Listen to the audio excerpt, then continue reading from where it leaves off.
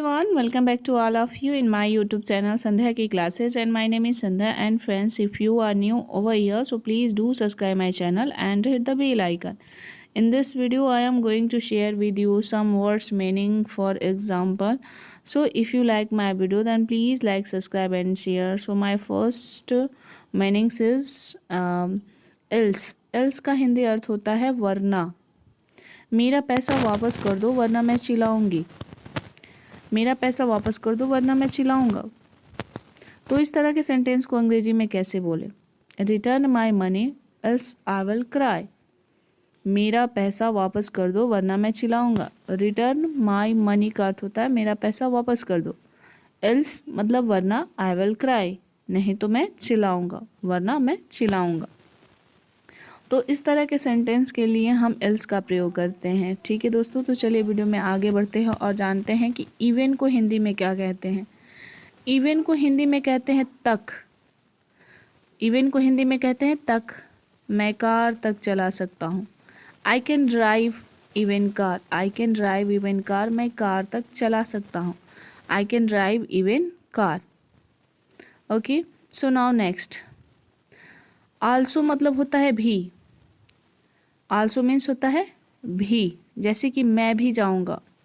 I will also go. I will also go. मैं भी जाऊंगा, मैं भी खाऊंगा. I will also take. मैं भी ब्रेकफास्ट करूंगा. I will also take dinner.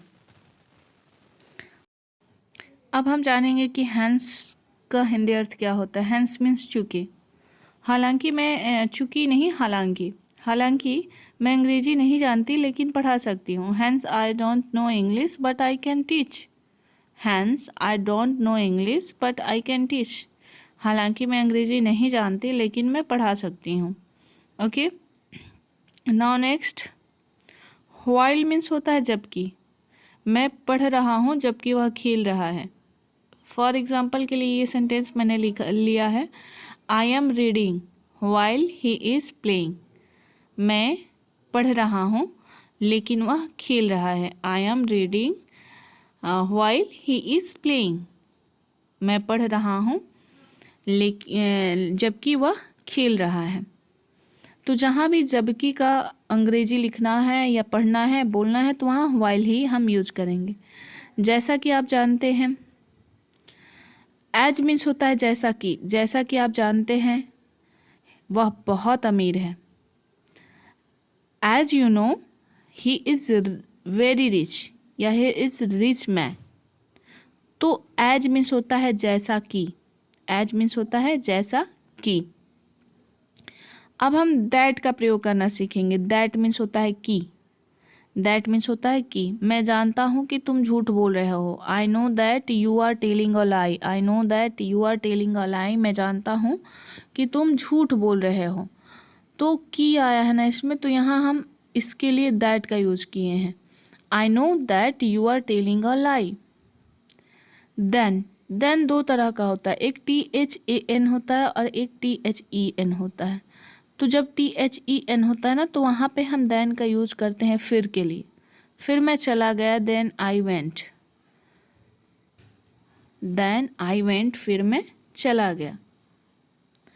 तो फिर के लिए हम देन का यूज़ करेंगे. अब हम जानेंगे कि THAN देन मीन्स क्या होता है. तो उसका मतलब होता है से.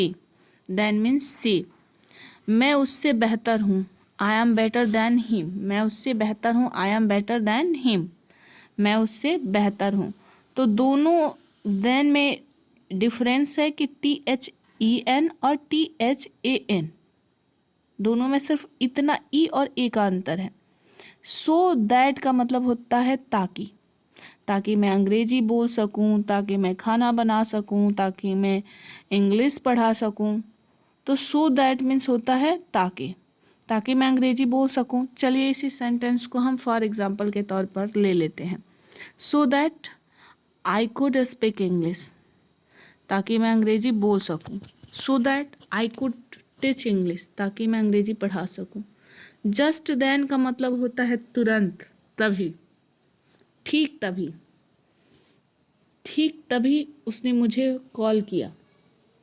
Just then he called me. तभी उसने मुझे कॉल किया. Then just then he called me. अब ओवरऑल का मतलब होता है कुल मिलाकर। सपोज कुल मिलाकर वहाँ 4 रूम हैं। ओवरऑल देयर आर 4 रूम्स, 4 कमरे हैं। नॉट ओनली का अर्थ होता है ना सिर्फ, वह सिर्फ बीमार ही नहीं बल्कि एडमिट भी है। He is not only sick but also admitted, वह एडमिट भी है। ओके, अब एंड देन का प्रयोग करना सीखेंगे। एंड देन का अर्थ होता है और भी मैं अंदर चला, और फिर मैं अंदर चला गया। एंड देन का अर्थ होता है and then I went in, और मैं अंदर चला, और फिर मैं अंदर चला गया। सो फार का अर्थ होता है मैंने अभी तक तुम्हें जवाब नहीं दिया। तो अभी तक आ रहा है ना, तो अभी तक I did not reply so for you, मैंने अभी तक तुम्हें जवाब नहीं दिया। एट का मतलब भी होता है अभी तक, वह अभी तक नहीं आया। He did not come at, वह अभी तक नहीं आया। अब जानेंगे अनलाइक को अंग्रेजी में क्या कहते हैं। अनलाइक की अंग्रेजी होती है, हिंदी होती है बिल्कुल अलग। जैसे कि वह अपनी माँ से बिल्कुल अलग है। She is her unlike her mother. अब अलाइक मतलब होता है एक जैसा, जैसे हम एक जैसे हैं। वी आर अलाइक, हम एक जैसे हैं। So if you like my video then please like, subscribe and share. Thanks for watching my video. Thank you.